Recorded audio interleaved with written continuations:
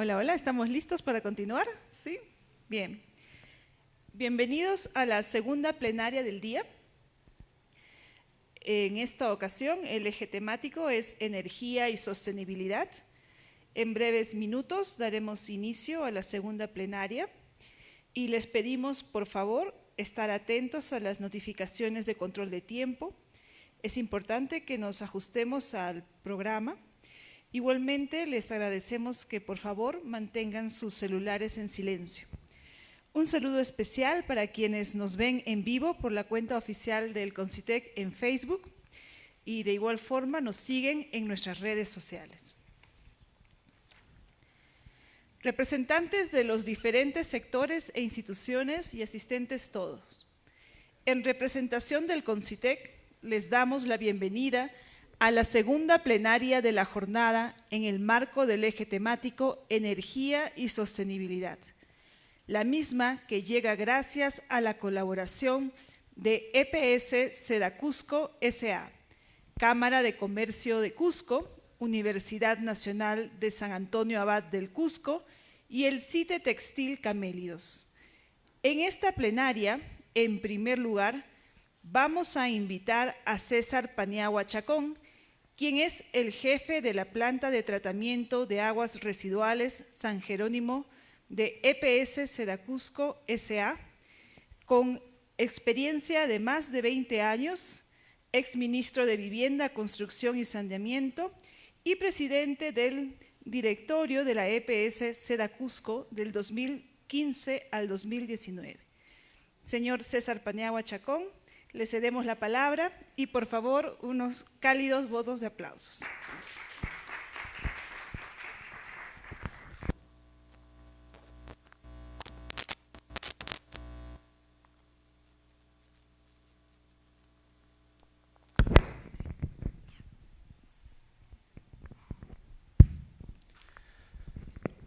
Muy buenos días, tengan todos ustedes. En principio, agradecer la invitación a los organizadores de esta octava edición de la Semana de Innovación.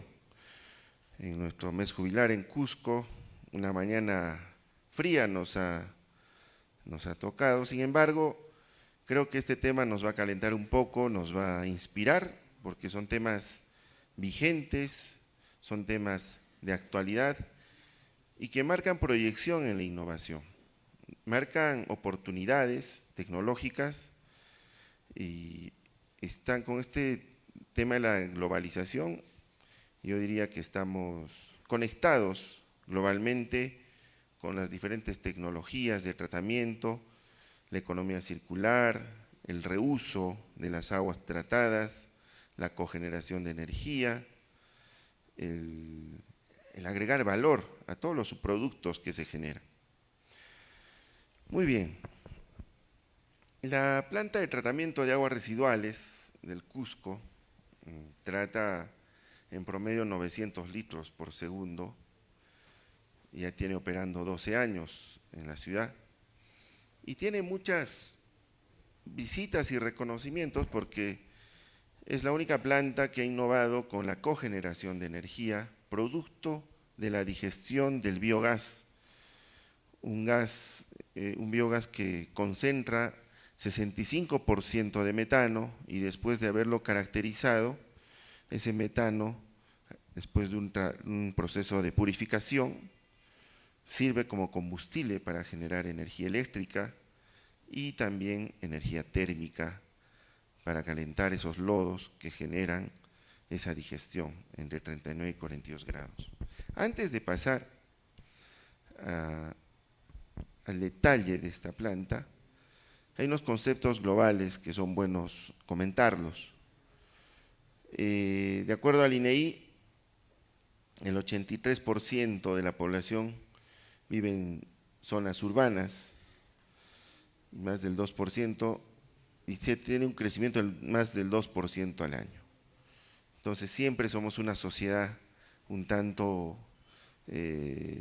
centralista, la migración continúa siempre del campo a la ciudad sostenidamente y eso continúa. El tema del estrés hídrico, más del 50% de la población vive en zonas de escasez de agua. El Perú es una zona privilegiada con el agua, sin embargo, existen brechas. Estas brechas son en el orden de 3 millones de peruanos que no tienen acceso al agua potable y 7.5 millones que no tienen alcantarillado. A pesar de que se cuenta con el recurso hídrico, existe la escasez hídrica, sin embargo, tenemos como Perú, como país, recursos. En todo el litoral de nuestro país tenemos el mar y solo tenemos 2 plantas desaladoras, y eso es una cultura en otras realidades. En Israel prácticamente todo hacen con desalación, con ósmosis inversa. En Chile, ya no vayamos tanto a Israel, no vayamos tanto a Japón, no vayamos tanto a Barcelona. En Chile tienen experiencia de pozos salobres o del propio mar y abastecen al 99% de su población. Entonces, estas reflexiones son buenas recogerlas porque debe ser política de Estado. Un poco complicado en nuestro país que tenemos tanta inestabilidad, con una representación tan débil y que distraen esos temas en las auténticas necesidades que tiene nuestra nación. A nivel de la presión de agricultura, el 90% de la demanda de agua es agrícola, ¿no?, de acuerdo al reporte de la ANA. Las aguas residuales son parte de la solución, no el problema.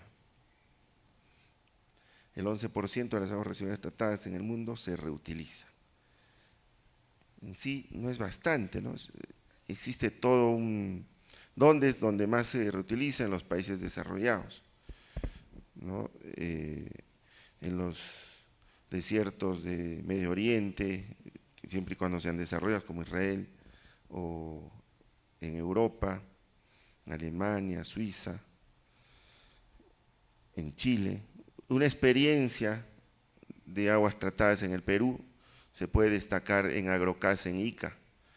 Ica tiene extensiones de hectáreas de agroexportación en arándaros, en uvas, y Agrocasa compra a Emapica, que es la empresa prestadora, las aguas residuales, y sobre eso, después de su tratamiento, lo utiliza en sus campos de cultivo. Y otro caso del reuso del agua muy destacado es con la minera Cerro Verde en Arequipa, en la planta La Enlosada. La minera Cerro Verde, invertido en la planta, la opera por 30 años, pero además ese agua tratada lo utiliza para sus procesos mineros y paga un estipendio a la EPS Sedapar. Entonces son modelos de reuso, de recirculación exitosos. Y qué bueno que se dé en el Perú, pero lo que esperamos es que esto sea no solo modelos aislados, no solo modelos focalizados, sino que sea masivo. Eso nos va a dar un salto cualitativo en estos tiempos de estrés hídrico, de economía circular, de reducción de gases, de emisión de gases de efecto invernadero, en fin. Y vamos al concepto de la circularidad, ¿no? El reuso, el reciclado, el recuperar lo utilizado.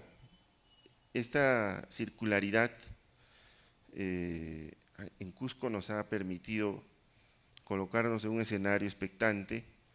La EPS Seda Cusco, después de haber innovado con esta cogeneración, se proyecta a ampliar la cogeneración con una nueva planta.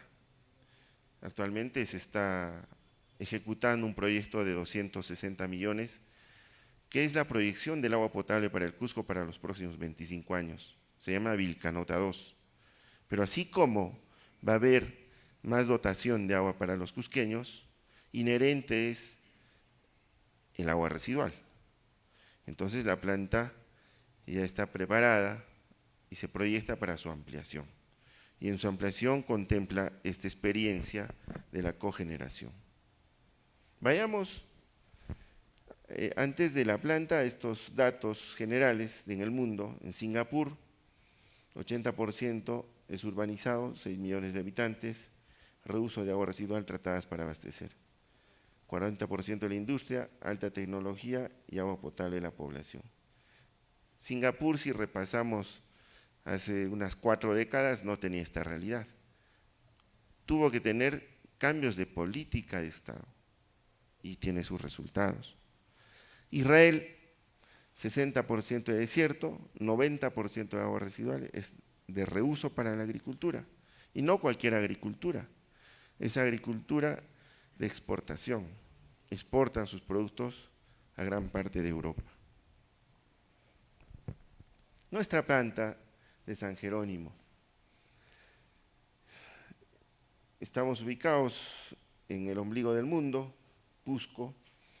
Esta planta tiene una tecnología de filtros biológicos, pero al fondo se puede apreciar esa cúpula blanca. Ahora fue cambiada porque después de 12 años también sufre un deterioro, ahora es una cúpula ploma, y es un tanque de almacenamiento de lodos o gasómetro, y el elemento plateado que está a su lado es el gasómetro propiamente dicho, donde se digieren los lodos. Lo que tenemos enfrente son los filtros percoladores, que es la esencia del tratamiento de los líquidos, pero de los lodos al fondo, el plateado y la cúpula blanca. Esta vista nos muestra una vista de planta aérea, en donde se tiene el ingreso, el pretratamiento, que son rejas finas y gruesas, que no es más que tamices, el desarenado, que es un desarenado con inyección de aire, para que las arenillas floten y a través de tornillos sin fin sean retenidos en el primer inicio del tratamiento, a través de ese desarenado. Ahí termina el pretratamiento, donde tenemos, después del pretratamiento, aquí quizá con el mouse me apoyo,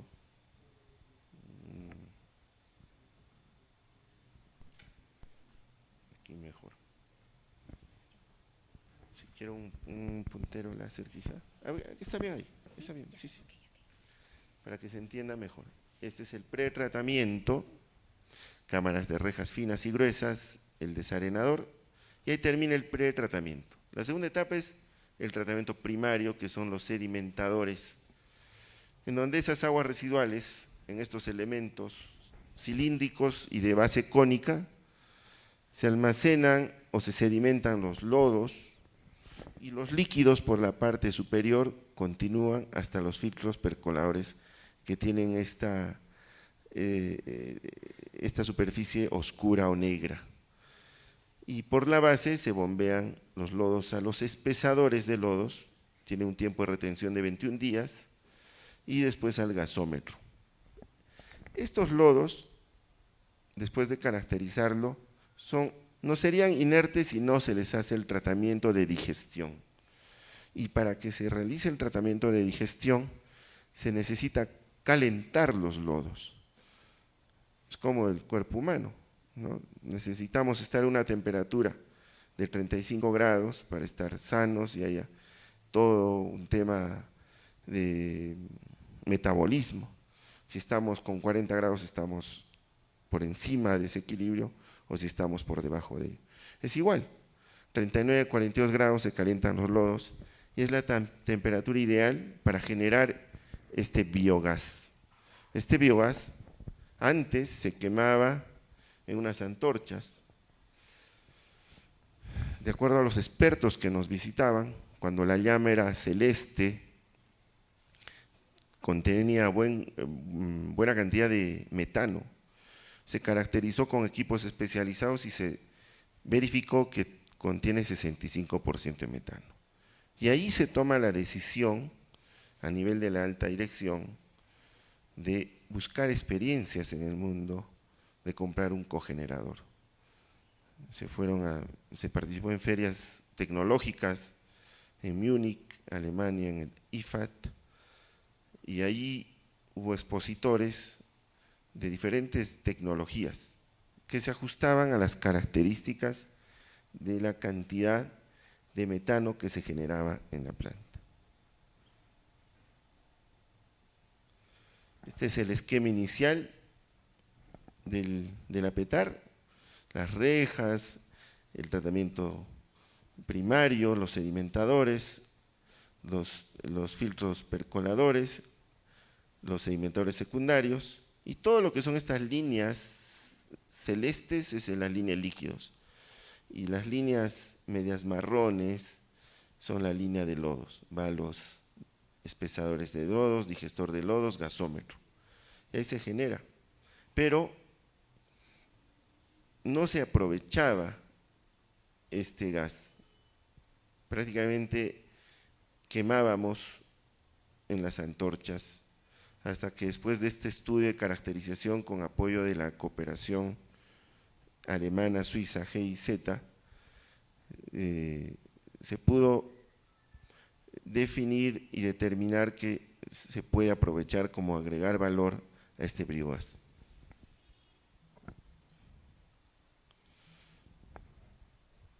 Son los datos generales de la planta. El año de construcción fue de 2 años, 2012 al 2014. Tiene un digestor anaerobio, mesofílico 37 grados, uso de biogás, producción de electricidad y energía térmica. Tipo de materia prima, lodos domésticos e industriales. La altitud de 3.400 metros, la población del Cusco, 449.000 habitantes, lodos generados 110 toneladas año, producción de biogás 1.32 millones de metros cúbicos al año, condiciones normales. Producción de biogás 3 metros cúbicos habitante equivalente al año. Después de tener y de implementar, ya se implementa en el SCADA la automatización, el cogenerador. Primigeniamente no había eso. Ya en este nuevo esquema ya se le pone la cogeneración. Los especialistas instrumentalistas que ven la automatización incorporan, ponen los sensores y también se ve la producción de biogás.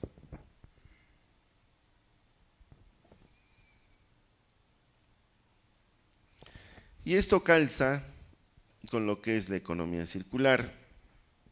La energía térmica que se utiliza es producto del motor del generador, es un motor Genbacher de nacionalidad o fabricación austriaca, que como todo vehículo cuando se calienta tiene una bomba de agua que alcanza hasta 110 grados de temperatura, y ese agua a través de tuberías cromadas va a un intercambiador de calor, y el lodo a través de también conductos o tuberías se encuentran en un punto que se llama intercambiador de calor. Ahí es donde se calientan esas aguas. Se ahorra toda esa energía de calentado con energía térmica, por el contacto de temperaturas. Pero además el motor funciona y genera hasta 450 kilovatios de energía. La demanda de la planta es de 380. Pero lo más importante, más allá de la cogeneración, es la reducción de emisión de gases de efecto invernadero, la reducción de la quema de ese metano. Este es el motor, la máquina que compramos, es un equipo principal que se construye un motogenerador de marca Genbacher, modelo J312, el cual va a generar entre 300 a 300 kilovatios de energía eléctrica. Este motor tiene una característica también importante que vale la pena comentarlo. Cuando costó 4 millones de soles, si lo haces a través de modelo de inversión como el InvierTP, tiene que pasar todo el ciclo de preinversión, las evaluaciones correspondientes, y eso evaluamos que no era favorable. Lo que hicimos fue comprarlo como bien de capital, es como comprar un vehículo, de tal manera que eso nos ahorra todo ese ciclo, es una compra transparente, pero se ejecuta de una manera más rápida. Entonces, el comprar como bien de capital tecnologías es una buena alternativa, porque en el sistema público ustedes saben que los procesos son muy lentos, ¿no? De ahí que se critica o se cuestiona, ¿no? La burocracia te va a detener o te va a letargar. pero esto hicimos como bien de capital. Los beneficios son económicos porque se ahorra energía, se ahorra… Okay.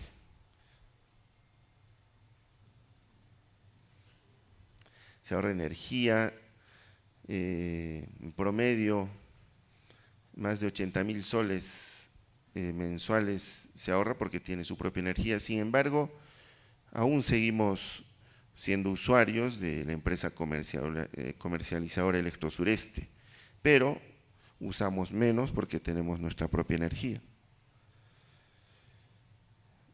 Autonomía eléctrica de la planta de tratamiento, reducción de emisión de carbono a la atmósfera, implementación de las NDC, ¿no? De la emisión de gases de efecto invernadero, que en realidad es lo que más valoramos nosotros como entidad. Los montos de inversión, 4.5 millones de soles o su equivalente en ese entonces de 1.1 millones de dólares, con fondos propios de la EPS. Pilares importantes para la implementación: el equipo, el recurso humano, que es lo más importante, comprometido. La cooperación internacional, en este caso la GIZ. La capacidad de la entidad de invertir en esos recursos. Y la organización a través de la alta dirección. La alta dirección debe estar convencida, debe estar comprometida con este salto cualitativo de gestión que tiene un enfoque de economía circular.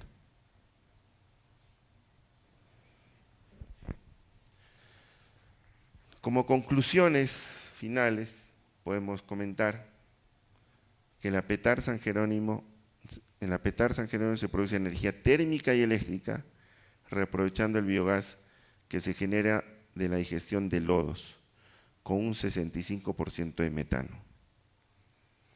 Motor de combustión y generador eléctrico es la unidad principal que consta de un motor cuyo combustible es el biogás y genera 350 kilovatios de energía eléctrica y 460 kilovatios, a partir del consumo de promedio 157 metros cúbicos hora de biogás o 3.800 nm cúbicos al día de biogás. Protege al medio ambiente porque se reduce la emisión de gases de efecto invernadero. Se reduce la emisión del CO2, equivalente a 650 toneladas al año.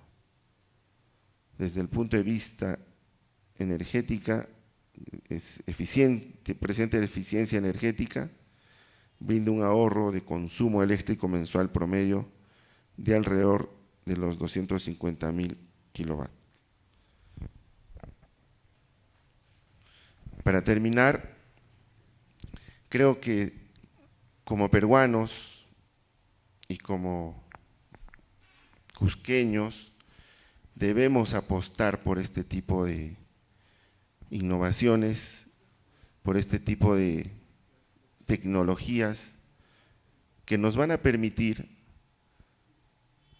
ahorrar económicamente, que nos van a permitir cuidar el medio ambiente, pero sobre todo un cambio de la sociedad en cuanto a conductas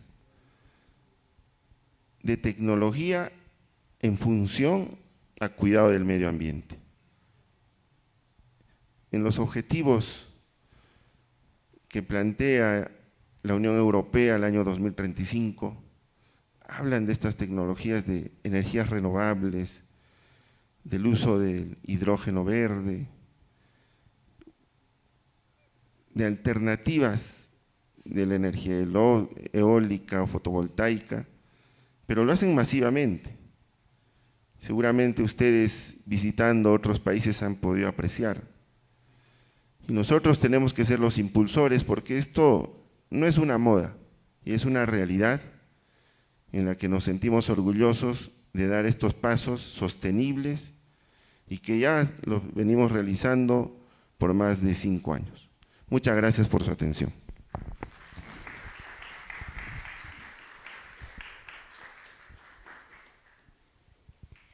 Agradecemos al señor César Paniagua Chacón por su ponencia. Continuando con esta plenaria, invitamos al señor Vladimir José Luna Valle, director de Economía de la Cámara de Comercio de Lima, Cámara de Comercio de Cusco, quien moderará el primer panel. En este panel participarán el señor Edi Alberto Vergara, quien es vicepresidente de la Cámara de Comercio de Cusco, Amanda Rosa Maldonado Farfán, quien es docente e investigadora del Vicerrectorado de Investigación de la Universidad Nacional de San Antonio Abad del Cusco, Mauricio Díaz, quien es el director ejecutivo del CITE Textil Camélidos. Señor Vladimir José, le cedemos la palabra.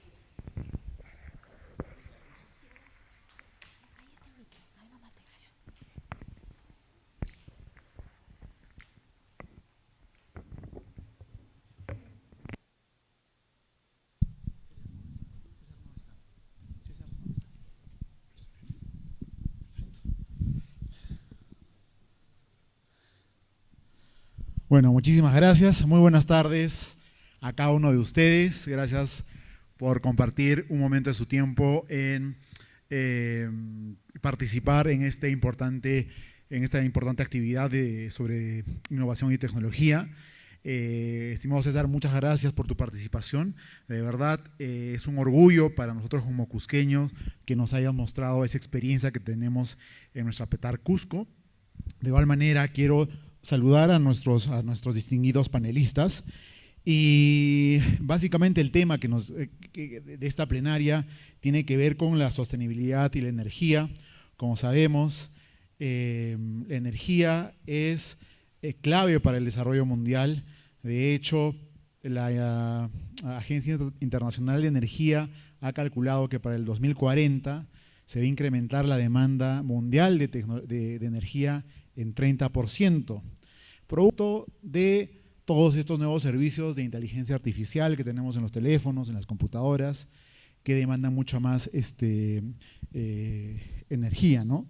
De igual manera, en el Perú, como hemos visto, se tiene proyectado un crecimiento poblacional de 2% cada año, lo cual también incrementa la demanda de energía a nivel nacional, ¿no?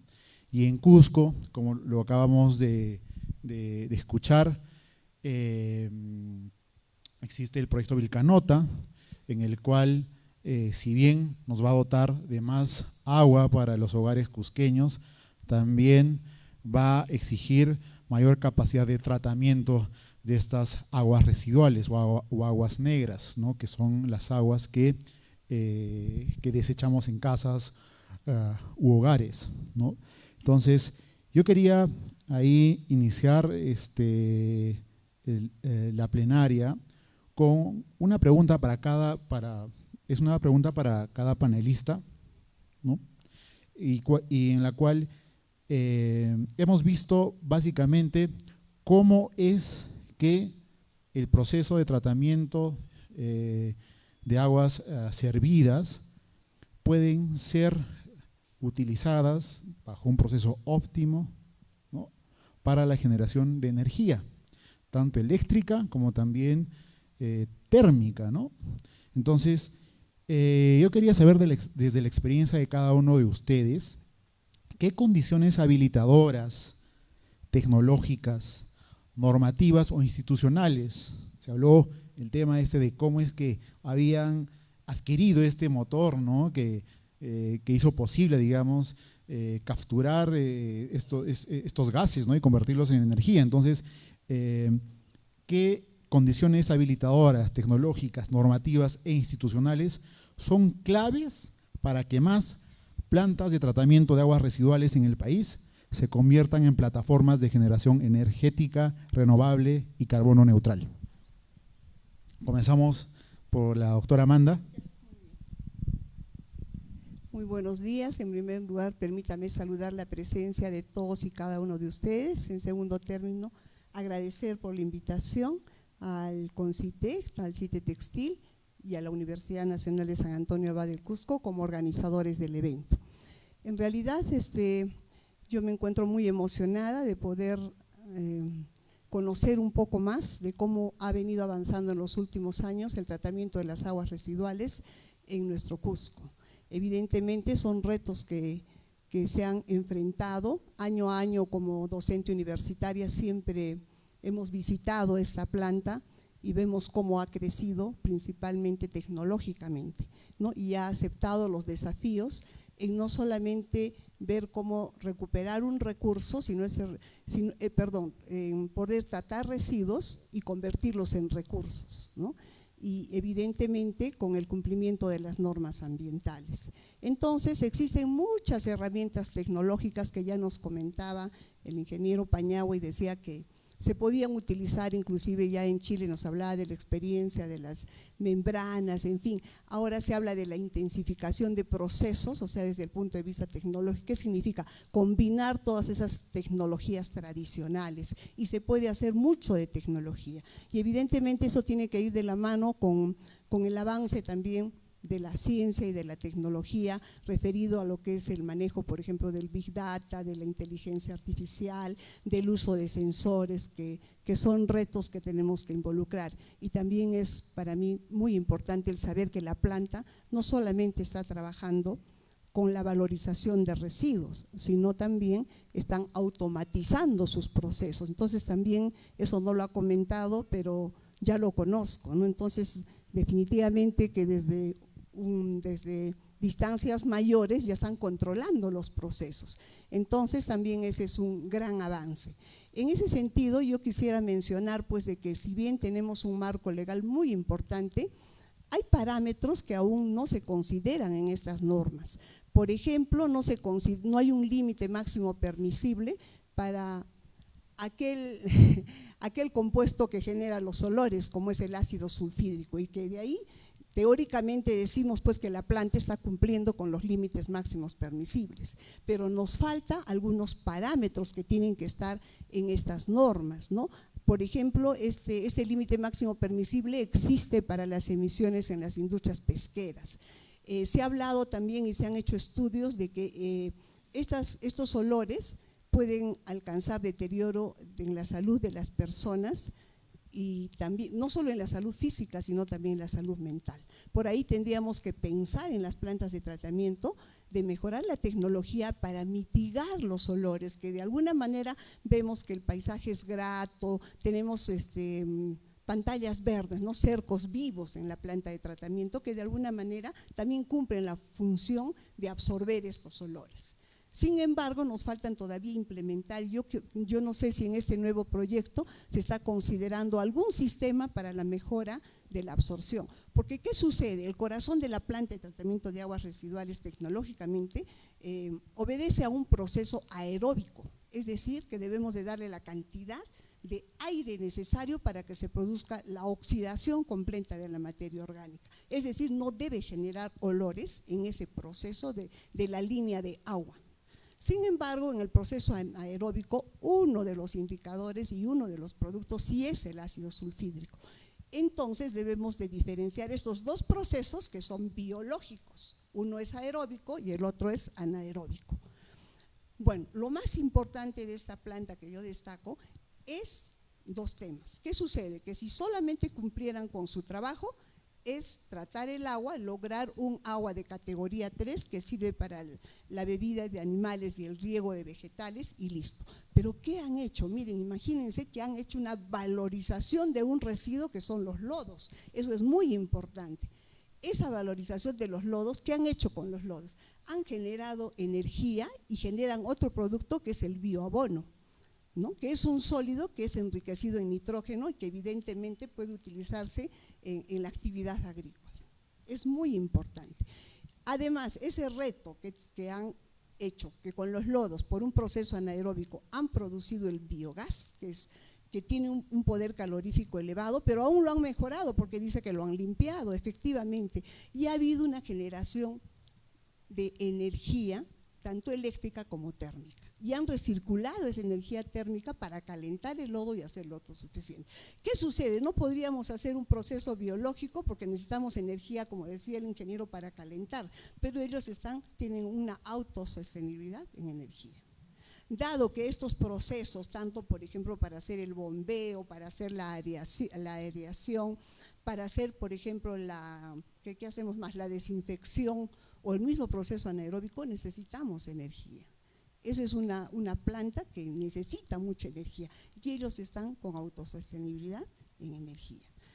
Hablamos de las tecnologías, de las normativas y también de las instituciones. Yo creo que aquí lo que hay que hacer es la sinergia, que cada sector tenga que cumplir con su labor desde el ente rector, que es el Ministerio del Ambiente, y a través de él el Estado, que las políticas tengan que estar orientadas al incentivo de la construcción de plantas de tratamiento de aguas residuales, que vemos que en su desempeño están cumpliendo con la economía circular, que es un modelo económico muy importante. Nos dice, optimiza el uso de tus recursos, pero genera menos residuos, ¿no? Y si generas esos residuos, hazles la evaluación y que entren al propio sistema. Y hoy tenemos que hablar, ya no decimos de la cuna a la tumba, sino decimos de la cuna a la cuna. Y eso nos está demostrando esta planta de tratamiento de aguas residuales. Y desde ahí, desde esas políticas de Estado, porque si no hay política, obviamente que no vamos a llegar a hacer proyectos ni a desarrollar ningún proyecto. Si nos manda la política, las instituciones en cumplimiento de su labor van a ejecutar infraestructuras de este tipo. Muchísimas gracias, doctor. Efectivamente, según la intervención, los parámetros para mitigar los olores es un punto importante para comprender en la normativa debido a los efectos adversos que puede tener para la salud. Yo quería comentarles de que tengo algún conocimiento, por ejemplo, de que experiencias en Colombia, en Barcelona, de que se genera biogás, como lo están haciendo la planta de tratamiento de Seda Cusco, y que este biogás, aparte de ser, digamos, servir para la propia planta de tratamiento, más procesada, más limpiada, sirve incluso para inyectar al sistema de gas de la ciudad o para el gas de los vehículos, ¿no? Entonces estamos con Mauricio, cuando hablamos de tecnología, lo tenemos posicionado a Mauricio, y era básicamente de igual manera, ¿no? O sea, desde su experiencia, ¿qué condiciones habilitadoras tecnológicas, normativas o institucionales son clave para que más PETAR en el país se conviertan en plataformas de generación energética renovable? Y ¿cómo es, yo ahora añadiría ahí, desde su experiencia, cómo es que desde su experiencia se podría utilizar el biogás? Adelante, Mauricio. Buenos días a todos. Muchas gracias por la invitación a Concitec. Gracias al ingeniero Paniagua por la exposición. Maravillosa exposición que nos hace sentir a nosotros como cusqueños orgullosos de tener una, o tal vez la planta más moderna de tratamientos de aguas residuales, ¿no? Ahora, la pregunta es más que una pregunta, una reflexión demasiado larga. Yo creo que la vamos a dividir en dos partes por lo menos. Primero, la parte técnica referida a la planta de tratamientos y a la parte de biogás. La doctora Amanda ha dado una pequeña cátedra en este momento de cómo se pueden hacer todo eso. Pero tú hablas de instrumentos, de instituciones habilitadoras. El ingeniero Paniagua acaba de comentar en su exposición que para comprar la máquina generadora de energía tuvo que jugar un secretito en la gestión pública de ser un bien capital, porque si no el proceso iba a demorar más. Entonces, ¿qué podemos hacer? Mucho. Desde la Cámara de Comercio, que ahora usted representa, desde el Consejo de Ciencia y Tecnología, desde las instituciones que estamos, todos los tomadores de decisión, lo primero que tenemos que hacer es entender tecnologías y entender la gestión pública, porque exactamente en temas de innovación, la gestión pública sigue siguiendo el camino de gestión pública de todos los procesos de compra, igual que comprar papel o cualquier bien en cantidad. Y muchas veces hay temas que la innovación aquellos que trabajamos con innovación, y más es innovación productiva, no tanto la investigación a veces de la academia doctora, que tiene sus tiempos más mesurados, sufrimos eso de ¿cómo se llama?, de tener las compras necesarias para hoy, para mañana, mejor si es para ayer, pero la gestión pública no sigue esos caminos. Entonces, o bien damos insumos nosotros como autoridades, justo cuando nos visitan estas autoridades de Concitec, cuando nos visitan ministros, cuando nos visitan el presidente de Concitec, el presidente de la República, autoridades, y decir, miren, después de una charla aquí nos hemos dado cuenta que la gestión pública no avanza al ritmo de la gestión operativa que tienen los técnicos en, ejemplo, EPS Seda Cusco. Y lo mismo me pasa a mí en la institución del Centro de Innovación Productiva Textil Camélidos. Se los estoy comentando con conocimiento de causa. Entonces, se tiene que cambiar a una gestión moderna en el tema de compras. Eso responde directamente a la pregunta. La pregunta sale del tema de sostenibilidad, ya pasa por un tema administrativo de compras. O la otra alternativa que ahora tenemos, por ejemplo, en el panel pasado ha estado el representante del Ministerio de la Producción del tema de innovación, digitalización, y algo que está pasando de alto. Este año el Cusco, por primera vez en su historia, ha ganado 8 startups, que quiere decir 8 emprendimientos de base tecnológica, que ha representado un 13% de los 65 a nivel nacional. Muchos de esos chicos están acá ahorita. Entonces la pregunta sería, si desde el lado público nuevamente vamos a demorar, tal vez a la doctora la repregunta que yo le haría, si es que hay repregunta, o al propio ingeniero Paniagua, es ya como alto directivo, o a ustedes como Cámara de Comercio que promueven la empresa, ¿qué cosa podemos hacer desde el lado privado? Generar nuevos empresarios, emprendedores de base tecnológica, para que como spin-off, empresarios de base tecnológica, generen partes o plantas semejantes, porque el ingeniero Paniagua hablaba, en el Cusco va a haber un problema. Cuando diseñaron la planta mostró casi 450.000 habitantes que éramos, esos somos habitantes, pero con el flujo que recibe el Cusco de visitantes, es decir, habitantes de paso, ese número se duplica. Entonces los sistemas de agua, de desagüe colapsan. Entonces el ingeniero Paniagua debe saber mejor que nosotros, a pesar que somos cusqueños y lo sabemos. Entonces, un camino como nuevo, como se los dije, es nuevamente, y que este tema sale del tema de sostenibilidad, la pregunta es reestructurar la gestión pública y dar esos inputs a las autoridades, a los congresistas que están viniendo acá de nuestra región a decir seguramente qué más necesitan, qué leyes. Si nosotros entendemos el concepto tecnológico, vamos a decir, necesitamos leyes habilitadoras. Ahí toda la pregunta que usted nos hizo. O la otra es, promovamos a los chicos emprendedores, que ahora hay un potencial, para que sean los que resuelvan este problema a manera de startuperos o spin-off. Creo que la solución va por esas alternativas. Gracias.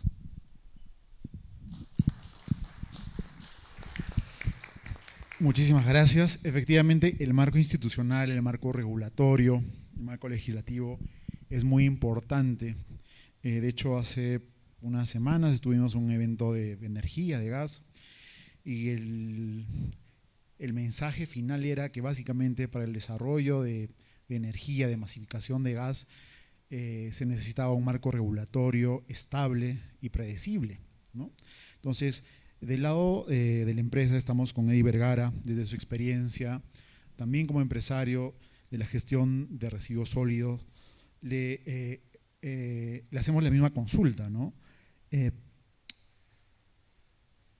¿Qué condiciones habilitadoras, tecnológicas, normativas o instituciones o institucionales son claves para que las plantas de tratamiento en el país se conviertan en plataformas de generación energética renovable?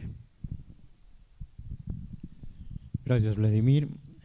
Muy atento a los panelistas, cómo han estado respondiendo a las preguntas. Agradecer también a Concitec por la invitación. Bueno, hemos tenido una exposición sobre, ¿no?, el manejo de aguas residuales en Cusco.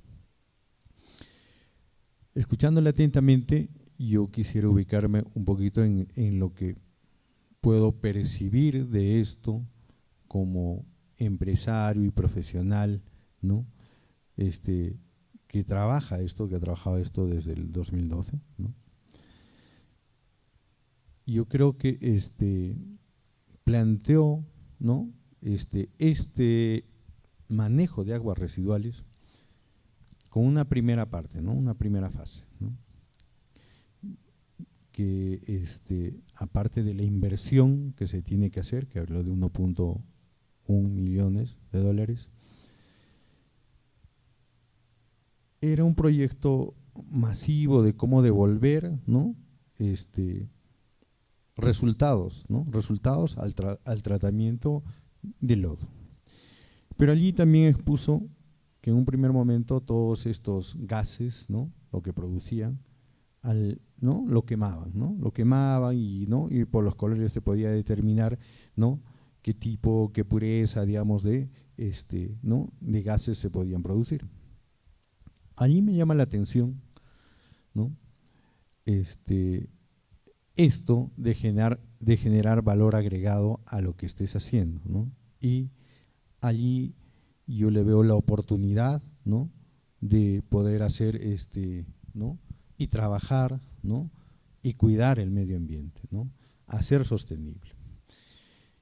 Comento esto porque desde mi experiencia empresarial yo tengo una empresa de reciclaje, ¿no?, que la tengo desde el 2012. Y empecé así básicamente generándome mi propia oportunidad. Empecé cuando yo tengo 2 hijos varones, cuando en el colegio y todo este tipo de cosas, ¿no?, se habla bastante de cuidar el medio ambiente. Nosotros, al menos yo cuando estaba en el colegio, ¿no?, no usábamos mucho esos términos de cuidar el medio ambiente y ese tipo de cosas. Entonces, cuando hubo, ¿no?, un concurso, no un concurso, sino cómo colaborar, ¿no?, a través, ¿no?, del sector infantil, ¿no?, al medio ambiente, bueno, pues había que llevar tapitas de gaseosas, ¿no?, en algún momento, y lo hice. Pero vi que yo llevé un poco, no muy poco, había llevado en realidad, otros más harto, y por curiosidad de mis hijos, dijo: papá, hay que hacer algo más. Yo soy ingeniero industrial, ya hacía empresa, tengo más de 20 años gerenciando instituciones financieras. Entonces le dije: sí, tienes razón. Me puse a investigar un poco y vi la oportunidad de negocio allí, ¿no? Pude ver algunas estadísticas de cómo se manejaba, ¿no? Y allí entra la posibilidad de oportunidad y de ser pionero. Vi que manejaban, ¿no?, acá con bastantes márgenes de mermas, ¿no?, el tema del reciclaje, y me puse a hacer algo. Dije: curiosidad, voy a hacer algo más porque mis hijos tengan un mejor destino, ¿no?, en este planeta. Así es que decidí no trasladar, digamos, mucha tecnología, sino conocimiento que ya se hacía otras prácticas en otro lado. Y lo que hice fue hacer el compactado, invertir en el compactado, que actualmente en Suiza, en todos sitios, se hace el compactado para después transformar. Entonces acá vi que no había el compactado, ¿no? Se hacía un poco de picado, ese tipo de cosas. Entonces, al hacer el compactado, vi una gran oportunidad de negocio que me fue muy bien. Me fue muy bien, digo, porque la competencia después capacité a personas a través de la Cámara, empresas y ese tipo de cosas, hice convenios con municipios, trabajamos más sosteniblemente en esta ciudad, en mi ciudad, en Cusco. Y tuvimos muy buenos resultados, ¿no? Y pudimos hacer que sea sostenible la empresa. Pudimos colaborar, ¿no?, con 120 a 140 toneladas mensuales, por ejemplo, de cartón, y en convenio con diferentes municipalidades y empresas productoras de cartón y público en general. Pero aquí hay diferentes temas, es un tema que tiene que seguirse trabajando en realidad. Solamente, ¿no?, reciclamos y reutilizamos, por lo menos en esta ciudad, de algunos datos aproximados, el 19.5%, ¿no?, del material. El resto, ¿no?, se desperdicia, no se recicla. Y producimos entre 330 a 338 mil, ¿no?, 388, ¿no?, toneladas diarias en la ciudad. Nuestra ciudad, como dijo el panelista, es una ciudad especial. Tenemos 450.000 habitantes, pero llegan como 1.200.000 de turistas al año. Para lo cual tenemos que estar preparados, ¿no?, ¿no?, a nivel de agua y desagüe, pero también se genera, ¿no?, se genera mucho más, ¿no?, desperdicio y basura. Digo esto porque, ¿no?, yo creo que en el tema del reciclaje, ¿no?, tenemos gran oportunidad, ¿no?, de cuidar el medio ambiente, hacer algo, generar nuestra propia empresa, hacer sostenible, ¿no?, este ambiente. Yo, el señor Paniagua, ¿no?, que este tema de gases, ¿no?, dentro de tu pregunta era cómo trasladar, digamos, un poquito de esas experiencias en el botadero de Jaquira, ¿no?, que es un botadero gigante, ¿no? Actualmente, ¿no?, ahí se deposita, ¿no?, toda la basura del Cusco, ¿no? Pero también se está generando, ¿no es cierto?, ciertos procedimientos para producir el gas, que todavía no se da, ¿no? Y allí entra lo que estamos comentando, las políticas, ¿no?, las políticas y las estructuras, ¿no?, gubernamentales, normativas, para poder desarrollar eso. Nosotros somos testigos de que el año pasado, a principios del año pasado, colapsó esa planta. No sabíamos dónde llevar, ni los municipios podían recoger y hacer eso.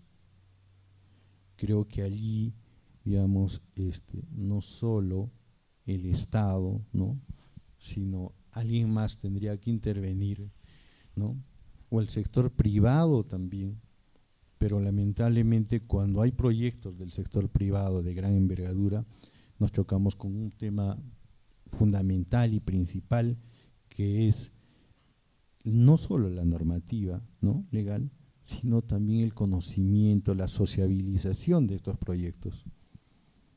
Porque las comunidades allí, ¿no?, detienen muchas veces estos proyectos, pero porque no se lleva, ¿no?, el verdadero mensaje, ¿no?, de que tiene una repercusión para todos, ¿no?, positiva, ¿no?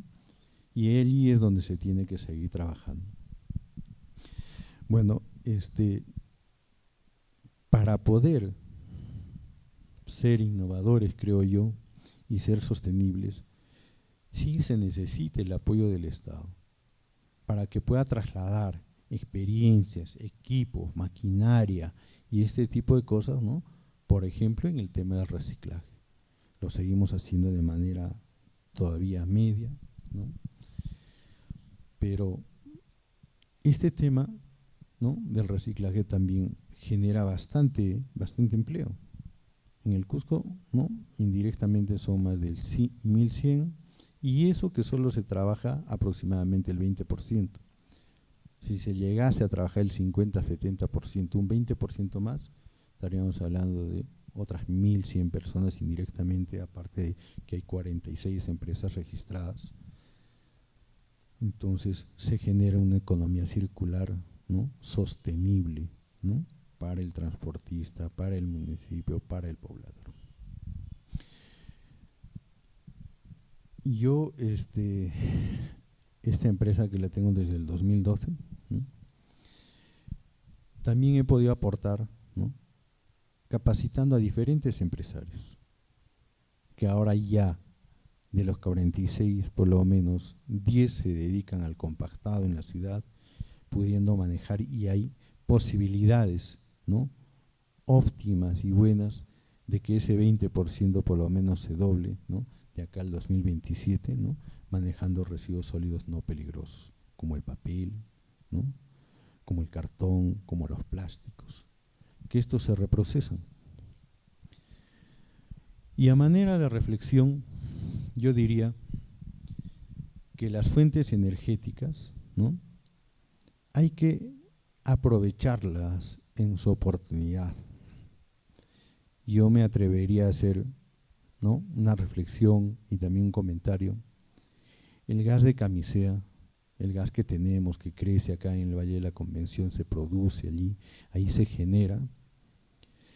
Este gas, cuando yo estaba en el colegio, en los 80s, se propuso hacer la explotación de este gas. Sin embargo, por razones, ¿no?, gubernamentales, no se explotó, sino hasta los años fines de los 90, 2000. Hoy en día gozamos de un canon, ¿no? Son 5.000 millones, ¿no?, y los cuales no hemos hecho grandes cosas seguramente, pero sí tenemos la oportunidad con ese dinero de hacer muchas cosas. Si nosotros hubiésemos destrabado estos proyectos y se hubiesen hecho desde los 80s, yo creo que Perú, ¿no?, sería un Suiza, con todo ese recurso energético que se tenía. Y la reflexión va por ese lado, ¿no?, que se tiene que trabajar multisectorialmente, ¿no?, para aprovechar esos puntos de energía.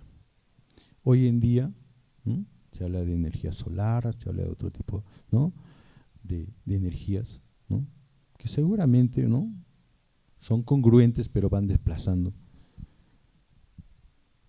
No quisiéramos que pase.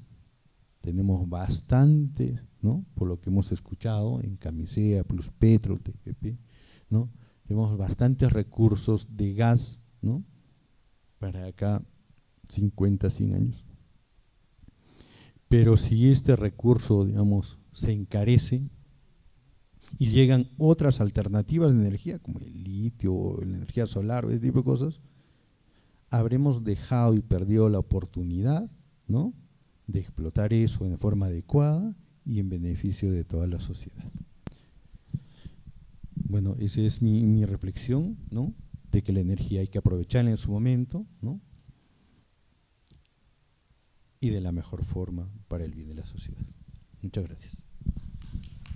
Muchísimas gracias, estimado Eddie. Muy importante las intervenciones de cada panelista. Y ya en esta segunda ronda, para cerrar, comentar que el tratamiento de aguas residuales, digamos, como tecnología, es algo muy importante y clave para el desarrollo de las ciudades, de los países, ¿no? De hecho, nosotros cuando abrimos nuestro caño de agua, damos por sentado de que ese agua ya viene del aire, pero en realidad ese agua es producida, ¿no?, por tecnología. Entonces, se habló mucho aquí de políticas públicas, ¿no?, políticas de gobierno, y de hecho, en nuestra región misma, ¿no?, muchas provincias, muchas ciudades, Quillabamba, el Valle Sagrado, aún no cuentan con una tecnología de plantas de tratamiento de aguas residuales. Estas aguas residuales van a los ríos y contaminan, ¿no? De hecho, eso también impacta en el turismo. Muchos de ustedes acá habrán tenido la oportunidad de viajar para algunas ciudades por el mundo, y estas ciudades del mundo, las más bonitas, miran a los ríos, se construyen de cara a los ríos.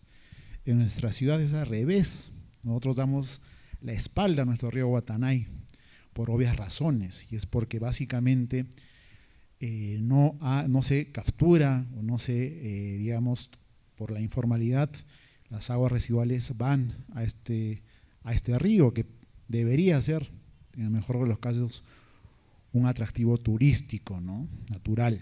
Entonces, hay muchas ciudades como Quillabamba y otras que se toma agua entubada porque no se invierte en plantas de tratamiento de aguas residuales como las que tenemos aquí en Cusco, ¿no? Entonces, este proceso que ha hecho Sedacusco con la PETAR Cusco básicamente es una combinación de muchos factores, ¿no? La gestión de los trabajadores de la empresa pública, la altitud también, ¿no?, porque los lodos no reaccionan igual en Cusco, son organismos vivos, ¿no? Entonces, tecnología, fondos propios, ¿no? Sin embargo, muchos sistemas de saneamiento en nuestro país, en nuestra región, se ubican en zonas rurales intermedias donde básicamente no se tienen estos factores. Entonces mi pregunta para cada uno de ustedes es, desde el sector donde está cada uno de ustedes, desde su experiencia, ¿cómo es que se podría llevar a cabo, ¿no?, este modelo para que sea escalable, ¿no?, y se pueda implementar en las diferentes zonas claves de nuestra región? Doctora, iniciamos con usted. Sí, muchas gracias por la pregunta. Bueno, desde la academia, en este caso, donde tengo la oportunidad de trabajar en muchos desarrollos experimentales que llegan a resultados, pues uno de nuestros problemas siempre muchas veces escogemos las aguas residuales que son afluentes a los tratamientos, ¿no? En este sentido, desde la academia se han propuesto muchos tratamientos físicos, químicos, biológicos, que podrían de alguna manera coadyuvar en este proceso que ya sigue la PETAR de San Jerónimo. Vale decir que nosotros en las diferentes zonas tenemos muchos recursos, ¿no? Y que si bien en vez de utilizar, por ejemplo, los coagulantes sintéticos, que son el cloruro de hierro, el sulfato de aluminio, se han hecho trabajos en los cuales podemos utilizar coagulantes naturales, por ejemplo, la pepa de mango, la moringa. Hemos hecho algunos almidones de muchos recursos, pero ni siquiera de recursos primarios, sino de residuos. Y entonces podríamos incrementar más temas de economía circular, adicionando pequeñas plantas donde trabajen en la etapa primaria de eliminación de sólidos con residuos, ¿no? Las cáscaras de diferentes frutas, por ejemplo, en Quillabamba instalar o utilizar como coagulante la cáscara de piña o la cáscara de naranja. Entonces son, digamos, retos desde la academia que, si bien tenemos resultados a nivel de laboratorio, también como ingenieros desde ahí podemos plantear y escalar a plantas piloto primero, y obviamente con esos resultados y hacer el escalamiento a nivel industrial, porque en toda la zona rural tenemos un agua de malísima calidad completamente y estamos afectando a la salud pública. Por otro lado, no solamente hemos visto ello, si tenemos en la PETAR de San Jerónimo unos lodos, imagínense que esos lodos están sirviendo de inóculo y se está trabajando con el residuo que queda de la industria lechera, como es el suero de la leche, para poder obtener biogás. Así es que al ingeniero Paniagua lo invito a que también pueda producir biogás utilizando el residuo de la leche, es el lactosuero que lo disponemos en el agua y que ayuda a la demanda orgánica de agua y que llega también a su PETAR, hacer que sirva de materia prima para utilizar sus microorganismos de sus lodos y poder obtener energía y hacer no solo cogeneración, sino trigeneración. ¿Qué significaría? Que tenemos energía térmica, tenemos energía eléctrica y tenemos energía fría, ¿no? O sea, para enfriar, no solo para calentar, para enfriar, y también tendríamos la energía eléctrica. Entonces, desde el punto de vista de la academia, sí tenemos alternativas. Otra de ellas muy importante es la zonificación, que solo con pequeñas ondas podemos hacer burbujas en el agua, de tal manera que los microorganismos tengan más aire y generemos procesos, pero con menos olores, ¿no? Hay tecnologías diversas con recursos, diríamos que son residuos. ¿Y quién nos manda a hacer esto? Pues la economía circular nos dice: no trabajes con recursos primarios, ve en los residuos y valoriza esos residuos. Hay otra oportunidad que también se trabajó con la cáscara de yuca, ¿no? Que queda, con esa cáscara de yuca se le hizo una modificación química y permitió eliminar el cromo de las aguas, que el cromo es una sal que se usa en el curtido de pieles, que te usa en todo Pisa para darle color y hacer la artesanía. Entonces, de ver en esos residuos importantes. Últimamente, hace 15 días tuve la oportunidad de presentar los resultados de una investigación y era utilizar el quicuyo, que es un residuo. El quicuyo es el pasto para ustedes, el pasto en el cual se le ha dado un valor agregado y también permite eliminar metales pesados de las aguas. Entonces, ¿qué pasa? Que si este quicuyo lo utilizamos en la planta de tratamiento, porque ¿qué pasa?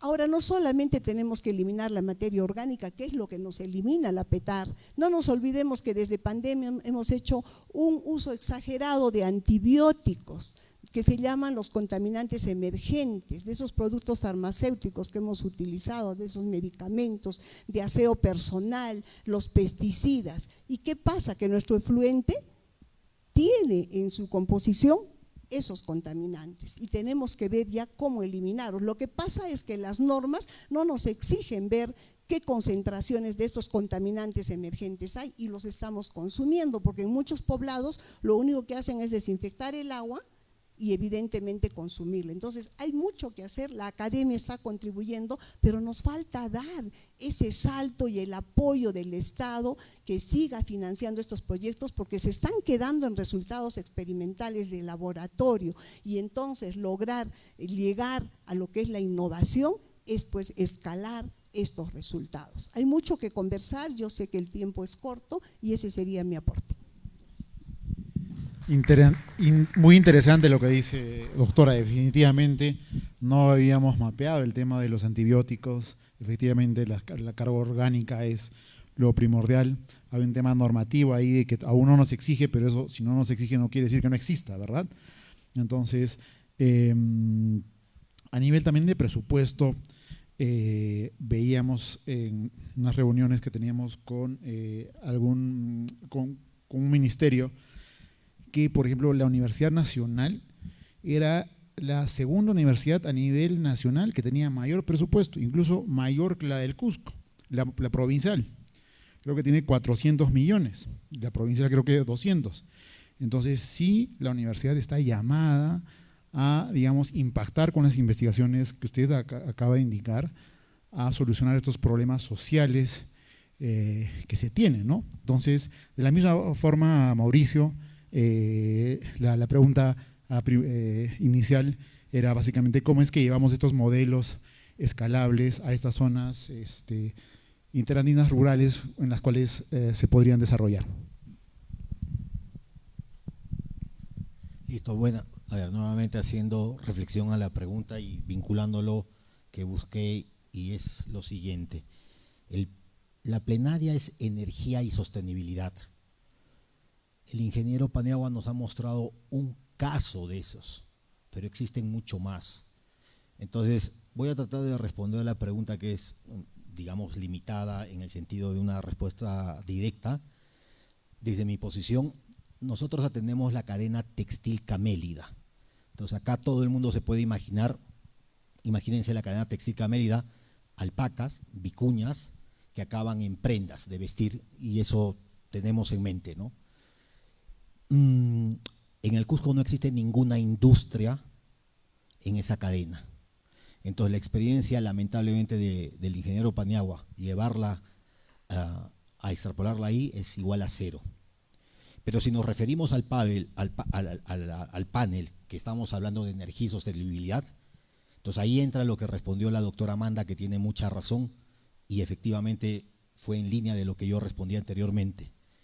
La experiencia del ingeniero Paniagua está bien para empresas, yo diría, desde medianas a grandes, que en el Cusco, fuera de Bacus, posiblemente de la empresa cervecera y las mineras por provincia, no hay más que cumplan el tratamiento de aguas residuales, seguramente.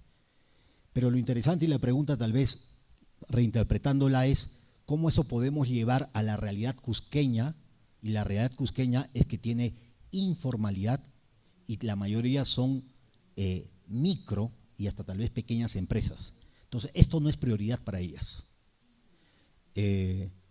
Como dijo la doctora Amanda, en la universidad se hace investigación acerca de diferentes catalizadores naturales, circulares, un poco lo que estaba respondiendo, a manera de actuar en el tratamiento de aguas residuales.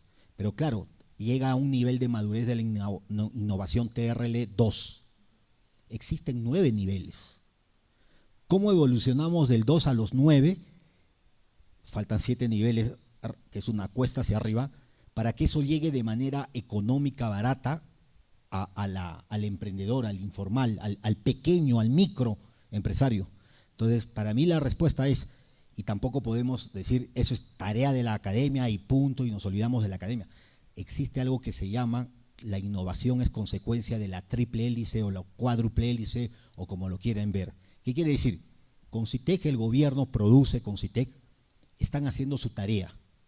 ¿En qué sentido? Están dando fondos. Muchos podrán decir, pero no son suficientes. Imagínense del universo de fondos que está dando, hay poca innovación productiva. Segundo, la academia está haciendo su trabajo y me encantó la respuesta de la doctora Mandak, muy reflexiva, decir, sí, llegamos hasta un nivel de laboratorio, que es lo que básicamente llega a la universidad. Habría que ver, y nos está dejando el trabajo, yo creo más para el sector empresarial, eso es más preguntas para la Cámara de Comercio, de cómo eso llega o cómo eso genera nuevos empresarios que agarren de ejemplo la presentación del ingeniero Paniagua, pero no van a replicarla porque es $1.100.000. O sea, con eso un microempresario del Cusco decide ponerlo a un fondo y vivir el resto de su vida, o sea, no va a invertir eso. Entonces, ahí encaja nuevamente, doctora, mi pregunta, mi respuesta anterior, que es, yo veo futuro en primero, y que es bastante circular, en que nosotros profesionales tenemos que ver mucho la permacultura, es decir, el Cusco fue un lugar epicéntrico donde todas las tecnologías de culturas pre-incas y hasta la inca se concentraron, afluyeron acá. Y así como Tipón es una ciudad que tiene el sistema de hidráulica más perfecto de los incas, tal vez, no sé si habrá investigación en cuanto a la reutilización de las aguas, ¿algo habrán tenido los incas o no? Y además, tal vez como el panel es de energía y sostenibilidad, nos estamos preocupando en el tema final del ciclo, que es el reuso de las aguas, que no está mal, está bien. Pero hoy el cusqueño, la gran mayoría de los cusqueños, sobre todo en zonas rurales, seguimos viviendo del agua de lluvia, 2025, con tanta tecnología, como hablaba el ingeniero Paniagua, de salinización en Chile, Israel, y nosotros seguimos viviendo del agua de lluvia. Es decir, escuchamos, si no llueve, el agricultor, el pecuario, no tiene alimento, no produce. Entonces, sostenibilidad comienza en la generación de agua, que es el panel, donde termina en reusar esa agua, reaprovecharla. La doctora acaba de decir, en la universidad estamos haciendo esfuerzos de investigación. ¿Cuán real serán esos esfuerzos? Posiblemente del 100% que hacen, tal vez un 1%. Hay que probarlo en el campo. Y eso es a través, nuevamente indico, de los muchachos, de los startuperos, de los emprendedores, de cerrar esas brechas con spin-off, ¿no?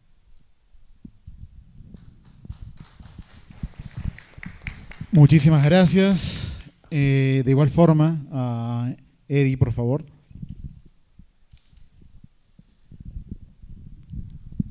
Gracias, Vladimir. A ver, ¿cómo podemos llevar, ¿no?, o trasladar estas experiencias? El ingeniero Paniagua nos hizo una exposición, es verdad, de solo, ¿no?, cómo rescatar energía a través del trabajo de temas residuales. Podemos hablar en el tema de sostenibilidad, estos bonos verdes, se puede hablar muchas cosas. Yo creo que quien tenga la oportunidad de hacer algo, ¿no?, por cuidar el planeta, por hacerlo sostenible, ¿no?, el medio ambiente, debería tener una participación, aunque sea mínima. Pero no como utilidades, creo, sino como reinversión en innovación y en tecnología, ¿no?, en lo que hace, ¿no?, que es sostenibilidad, energía. Haciendo un poquito de historia, ¿no?, con el tema de tejidos y este tipo de cosas, yo les comento que el Cusco en 1905, 1910 era la meca de la industria textil en el Perú, por el tema de las alpacas, por el tema de las ovejas, ¿no? Lucre era un símbolo, ¿no?, de la industria textil. Pero ¿por qué se va? ¿Por qué sale del Cusco? entre otras cosas, ¿no?, se va por falta de energía y se traslada a Arequipa, ¿no?, porque la energía era más barata y más asequible, entre otras cosas, y se traslada de la industria textil a Arequipa, ¿no?, y sale el Cusco, pero el Cusco innovaba en su momento. Menciono esto porque, basándome un poquito en la oportunidad, ¿no?, como empresario a veces pienso un poco en eso, me van a disculpar, pero sí, a veces no tenemos toda la información o no nos dan la información, se maneja de manera, no sé, un poco política, conveniente. En las últimas reuniones que he estado yo participando en mesas de diálogo con TGP plus Petro, y ya tengo un poco más claro el tema, por ejemplo, ¿no?, de que necesitamos energía para hacer industria en el Cusco, ¿no? Entonces, y la energía es cara, pero tenemos la posibilidad, con Camisea decimos, el balón de gas acá nos sale más caro, siendo de la región, ¿no?, que en otros lugares como Lima. Siempre nos quejamos de ese tipo de cosas.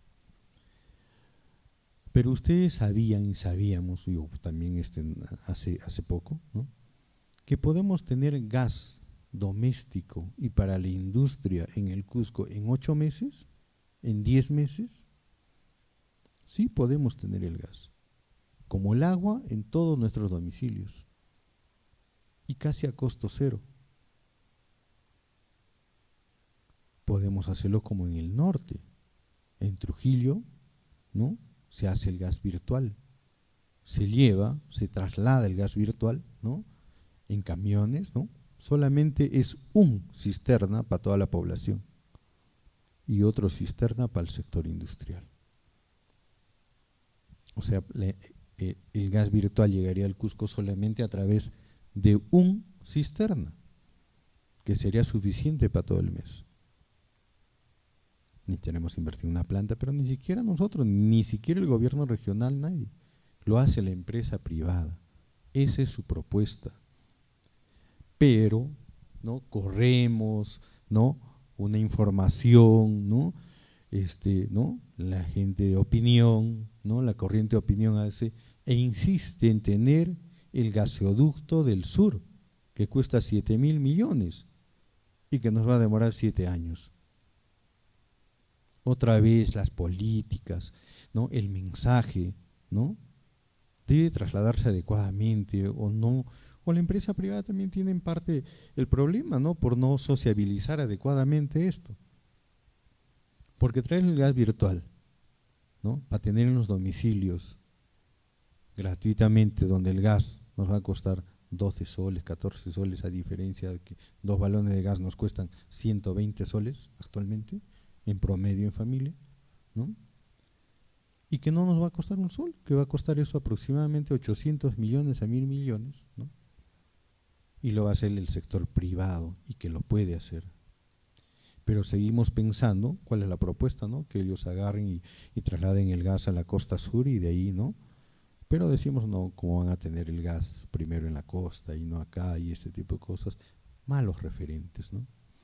Realmente a veces el sector privado, ¿no?, que como vicepresidente de la Cámara de Comercio, ¿no?, traslada un poquito la inquietud y les digo, ustedes son malísimos para poder trasladar esas ideas, para trasladar algo que va en beneficio de la población y de la empresa, ¿no?, trasladar esa información adecuadamente. Porque de solo imaginar que podemos tener, que ya no va a ser una ilusión, que podemos tener el gas domiciliario industrial, ¿no?, en 8 meses, es increíble, pero sí se puede hacer. Y bueno, finalmente que se haga también el gasoducto del sur, ¿no?, en 7 años vendrá. O sea, no se contrapone, ¿no?, a lo otro. Cuando llegue ya habrá gas domiciliario, se abaratará, no lo sé, pero sí podemos, ¿no?, trasladar. Entonces, ¿cómo trasladamos? Trasladamos, ¿no?, este tipo de cosas con información adecuada, ¿no?, con verdades, sino verdades ocultas, ¿no? Sin ambiciones tan políticas de sectores. En nuestra ciudad hay muchas ambiciones que no lo dicen claramente lo que acabo de decir, y traería un gran beneficio, ¿no?, a nuestra población y a nuestra ciudad y a nuestra industria, ¿no? Bueno, solamente eso a manera de información y de reflexión, que sí es posible tener un gas de 12 soles en nuestro domicilio, 14 soles como lo tienen en Lima, ¿no?, si trasladamos ese gas virtual, que también ya lo tienen en el norte, ¿no? Solamente que seamos corriente de opinión, ¿no?, al trasladar esta información, ¿no?, desde nuestros domicilios a nuestros vecinos, y poder hacer una corriente de opinión adecuada. Y lo más importante, en 8 o 10 meses, ¿no?, quién sabe, tener el gas. Solamente eso, ¿no?, hablando de energía y hablando de oportunidad. Muchas gracias. Muchísimas gracias, estimado Eddie. Ya para finalizar, creo que en el panel se ha subrayado la importancia que tiene cada actor desde su sector, desde la academia, desde el Estado, desde el sector privado. En el sector privado, un mecanismo muy conocido en el cual, digamos, se involucra en estos problemas sociales, básicamente es el mecanismo de obras por impuestos, que no es un mecanismo perfecto, pero es más perfectible que el que tenemos actualmente. De hecho, aquí en Cusco, un miembro o socio de la Cámara anunció que tiene 670 millones de soles para invertir en obras por impuestos. Se ha anunciado que un colegio va a ser beneficiario de este proyecto. Y entonces, lo importante es de que cada actor sepa, digamos, cuál es el scope de su actuación y que lo pueda hacer bien. Entonces, sin más que eso, quiero dar las gracias a Mauricio, a la doctora Amanda, a Eddie, muchas gracias por sus aportes y gracias a ustedes por su atención. Muchas gracias, buenas tardes.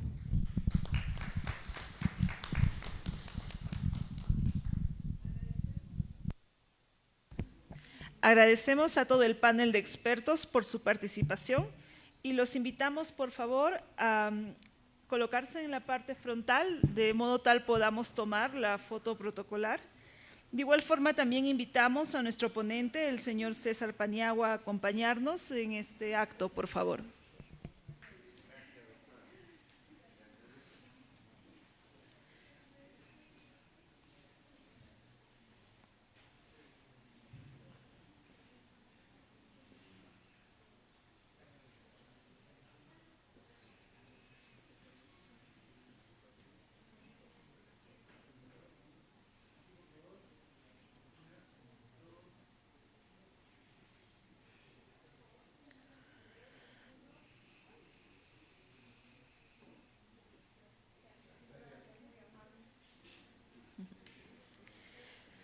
Bien, entonces culminamos de esta manera la segunda plenaria de esta jornada de la Semana de la Innovación 2025. No sin antes agradecerles a todos por sus valiosas intervenciones y por acompañarnos. Igualmente les recordamos a los asistentes que las presentaciones de los expositores estarán disponibles en la página web del evento, en innovacion.concitec.gov.p/2025. Ahora los invitamos a participar de los talleres que se estarán desarrollando a partir de las 2 de la tarde en las salas del Paraninfo Universitario, en el primer y segundo nivel. También los invitamos a ver las exhibiciones de productos y tecnologías que se llevarán a cabo en el patio del Paraninfo Universitario desde las 2 p.m. hasta las 5:30. Muchas gracias por su atención y los esperamos el día de mañana.